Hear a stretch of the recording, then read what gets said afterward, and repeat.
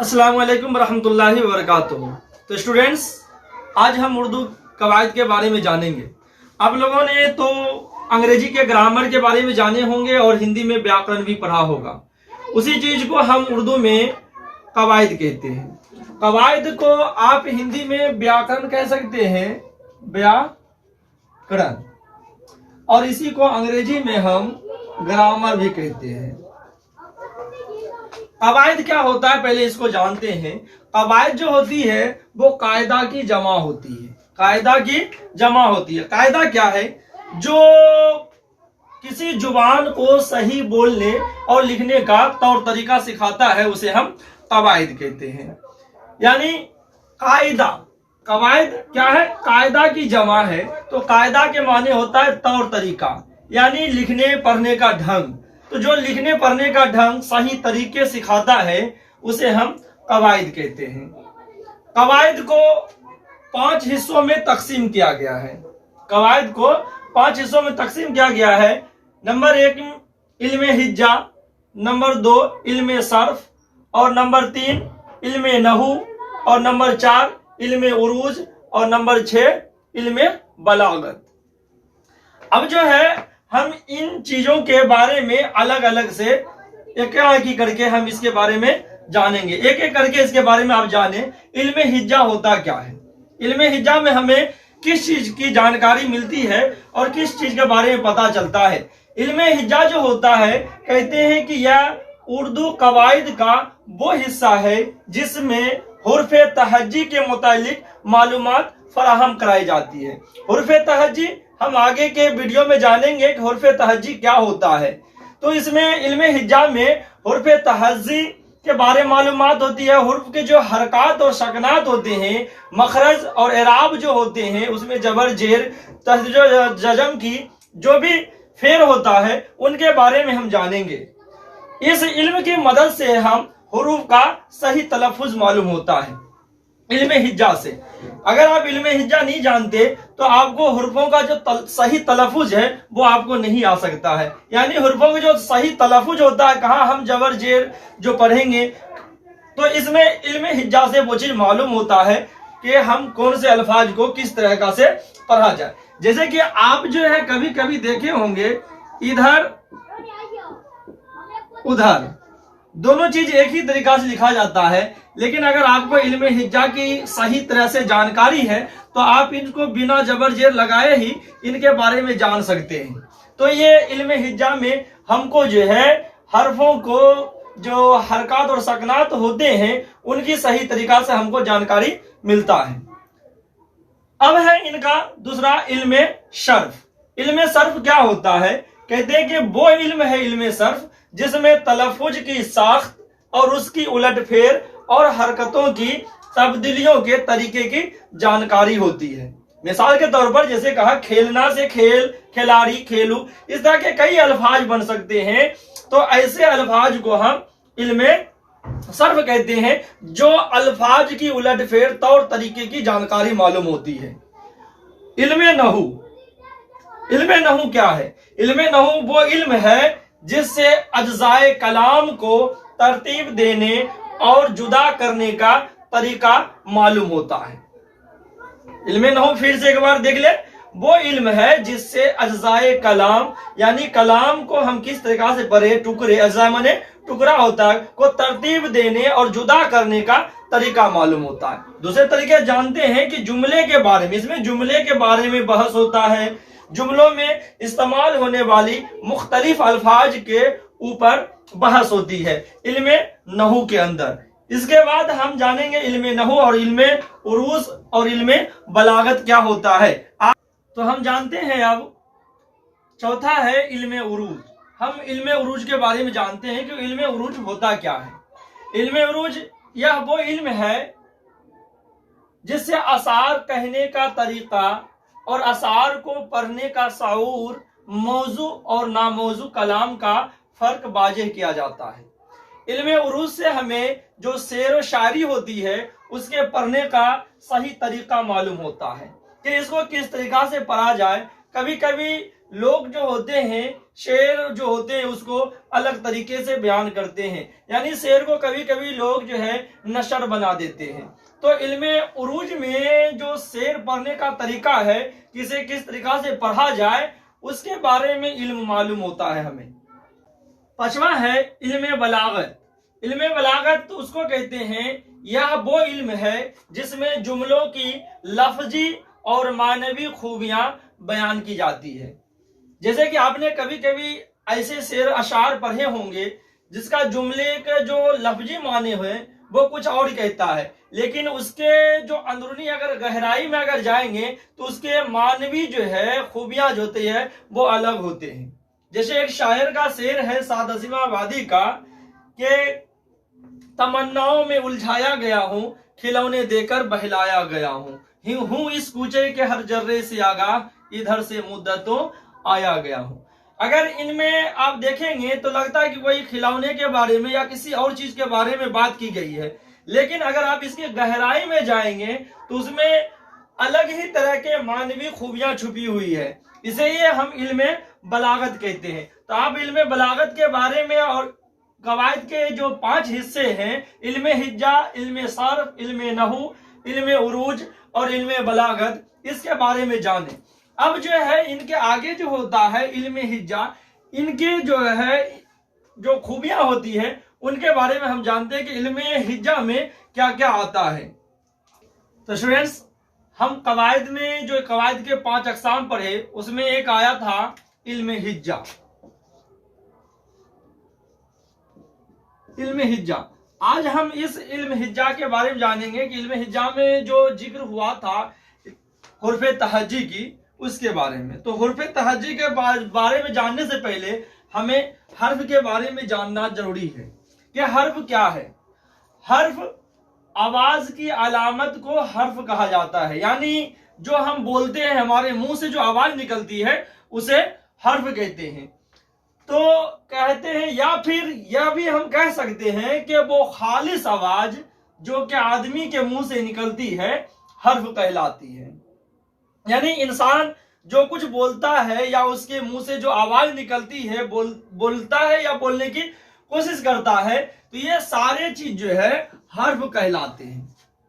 जैसे एग्जाम्पल के तौर पे दिया गया है कि अलीफ, बे, पे, जीम, दाल, ये, यानी जितने भी मेरे मुंह से जो आवाज निकलती है, ये अलीफ से या तक जो जितने भी हर्फ हैं, इन्हीं हर्फ को मिलाकर मेरे मुंह से आवाज निकलती है। आइए हर्फ के बारे में जानते हैं। हर्फ के 2 अकसाम है। हर्फ को 2 हिस्सों में बांटा गया है। अलीफ से या तक जो हर्फ होते हैं और उनके बाद भी जो हरूफ होते हैं उन्हें 2 हिस्सों में तकसीम किया गया, एक मुफरद हरूफ और दूसरा मुरक्कब हरूफ। मुफरद हरूफ क्या है उसके बारे में जानते हैं। मुफरद हरूफ उन हुर्फों को कहा जाता है जो कि अकेले होते हैं, उनकी कुल तादाद 36 होती है।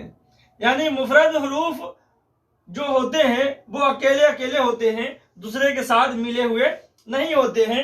इनकी जो कुल तादाद होती है वो 36 होती है।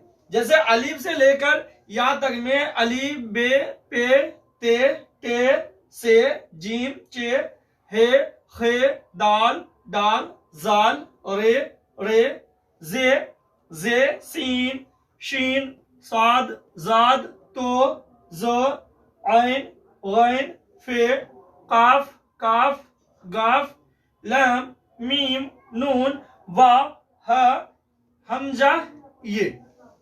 इन दोनों हे को हम एक ही गिनेंगे, ये को भी हम एक ही गिनेंगे। अगर आप इन अलिफ से लेकर ये तक ये तमाम हुरूफ को अगर आप गिनते हैं तो इनकी तादाद 36 होती है। इसे हम मुफरद हुरूफ कहते हैं जो अकेले अकेले होते हैं। दूसरा है मुरक्कब हुरूफ। मुरक्कब हुरूफ, 2 मुफरद हुरूफ जब आपस में मिलते हैं तो मुरक्कब हुरूफ तैयार होते हैं। यानी 2 मुफरद हुरूफ को मिलाने से जो हुरूफ बनता है उसे हम मुरक्कब हुरूफ कहते हैं। मुरक्कब हुरूफ की जो तादाद होती है वो 15 होती है।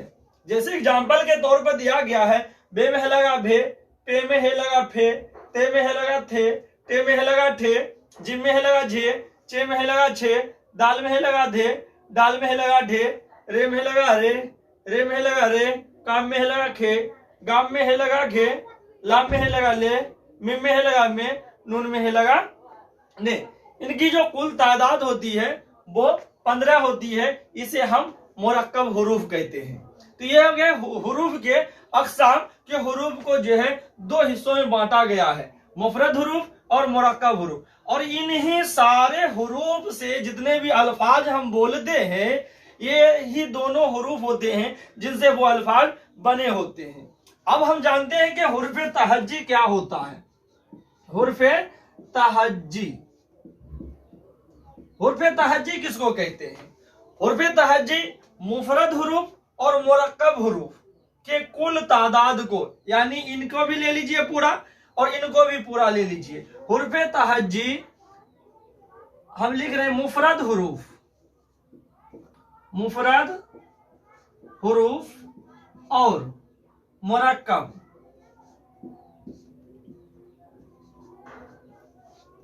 हुरूफ के कुल तादाद को, कुल तादाद को हुरूफ तहज्जी, तहज्जी कहा जाता है।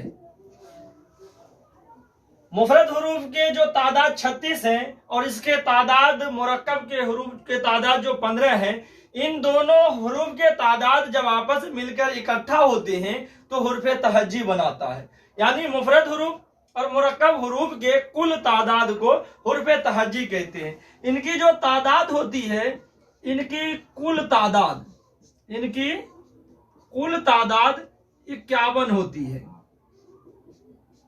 आप याद रखेंगे एग्जाम में, मैट्रिक, इंटर और भी दीगर एग्जाम में पूछे जाते हैं कि हुर्फ तहज्जी की कुल तादाद कितनी होती है। तो हुर्फ तहज्जी की जो तादाद होती है वो 51 होती है और ये मुफरद और मुरक्कब हुरूफ के मेल से बने होते हैं। तो स्टूडेंट्स, ये हो गए हुरूफ के बारे में। हम समझते हैं लफ्ज और उसकी किस्में। लफ्ज किसे कहते हैं और इसकी कितने किस्में हैं? लफ्ज जो आवाज इंसान के मुंह से निकलती है उसे लफ्ज कहते हैं। लफ्ज हुर्फों को मिलाने से बनता है।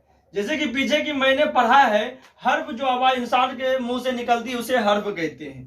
तो और यहाँ पर हम पढ़ रहे हैं कि जो आवाज इंसान के मुंह से निकलती है उसे लफ्ज कहते हैं। आप सोचते होंगे कि क्या हमने गलत बताया? ऐसा नहीं है। आवाज जो हम इंसान बोलते हैं वो लफ्ज ही निकलता है, लेकिन लफ्ज जो बना होता है वो हरफों से मिलकर बना होता है। इसीलिए कहा जाता है कि जो हम बोलते हैं, जो इंसान बोलता है, वो क्या होता है? लफ्ज होता है। लफ्ज जो होते हैं वो हरफों को मिलाने से बनता है। जैसे एग्जाम्पल के तौर पर दिया गया कि काफ जोर लाम जोर मीम को तरतीब बार मिलाने पर किताब एक लफ्ज बना। आप इसी तरह से और भी ले लीजिए, जैसे कि हमने लिया काफ जोर ते जोर अलीफ जोर बे। अगर आप इसको सारे हरूफ को मिलाएंगे तो किताब एक लफ्ज बनता है। तो कोई इंसान जो है काफ ते अलीफ बे तो नहीं बोलता है ना, जब भी बोलता है तो वो किताब ही बोलता है कि मुझे किताब चाहिए या किताब नहीं है। इस तरह के वो अल्फाज मुंह से निकलता है। तो इन चीजों को ही हम लफ्ज कहते हैं और लफ्ज जो बनता है वो हुर्फों को मिलाने से बनता है, हुर्फों के मिलाने से बनता है। यह हो गया लफ्ज के बारे में। अब देखिए, लफ्ज जो होते हैं, लफ्ज दो तरह के होते हैं। लफ्ज दो तरह के होते हैं। एक लफ्ज मौजू होता है और जिसे हम मानेदार लफ्ज कहते हैं, लफ्ज मौजू। दूसरा होता है लफ्ज मुहम्मल। देखते हैं कि लफ्ज मौजू और लफ्ज मुहम्मल क्या होता है। लफ्ज मौजू, इसको दूसरे अल्फाज में जानिए मानेदार लफ्ज। लफ्ज मौजू को मानेदार लफ्ज भी कहा जाता है। मानेदार से ही समझ में आती है कि ऐसा लफ्ज जिसका माने हो, यानी माने समझ में आती हो, तो उसे हम लफ्ज मौजू कहते हैं। इसकी तफसील जानिए कि जो कुछ इंसान बोलता है अगर उससे कोई मानी समझ में आ जाए तो उसे लफ्ज मौजू कहते हैं। या हम यूं भी कह सकते हैं कि मानेदार लफ्ज को लफ्ज मौजू कहा जाता है। एग्जाम्पल के तौर पर जैसे हम लिखते हैं, जैसे में चाय, पानी, आसमान, घोड़ा, रोटी वगैरह। मैंने कुछ लफ्ज लिए, चाय, पानी, आसमान, घोड़ा, रोटी वगैरह। तो आप देखिए, इन लफ्जों से चाय से आपको समझ में आ जाती है कि चाय है, पानी से भी आपको समझ में आ जा रहा है कि पानी है, आसमान से भी घोड़ा, रोटी। इस तरह से हर एक चीज के बारे में आपको आसानी से पता चल रहा है और माने भी समझ में आ जा रहा है कि क्या कहा जा रहा है। दूसरे अल्फाज है लफ्ज मुहम्मल। इनको आप समझिए, लफ्ज मुहम्मल कहते हैं बेमाने लफ्ज, यानी जिसका कोई माने नहीं हो। तफसील देखिए इसका, जो कुछ इंसान बोलता है अगर इससे कोई मानी समझ में ना आए तो उसे लफ्ज मुहम्मल कहते हैं। या हम यूं भी कह सकते हैं कि बेमाने लफ्ज को लफ्ज मुहम्मल कहा जाता है। एग्जाम्पल पे हम देखते हैं, जैसे वाई,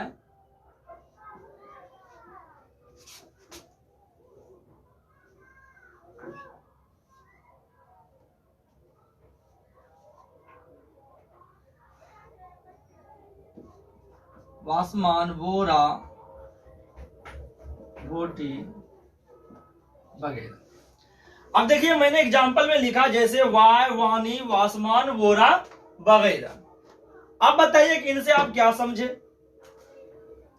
वाय क्या चीज है, वानी क्या चीज है, वासमान क्या चीज है, बोरा, वोटी वगैरह क्या है। तो पता चलता है कि इन चीजों से आपकी समझ में कुछ नहीं आया है। तो ऐसे ही लफ्ज जो होते हैं वो लफ्ज मुहम्मल होते हैं। अब देखिए इनको हम दोनों मिलाकर समझते हैं, लफ्ज मौजू और लफ्ज मुहम्मल। यानी जब इंसान कुछ बोलता है तो कभी कभी ऐसे अल्फाज भी बोलता है जो दो माने के अल्फाज होते हैं।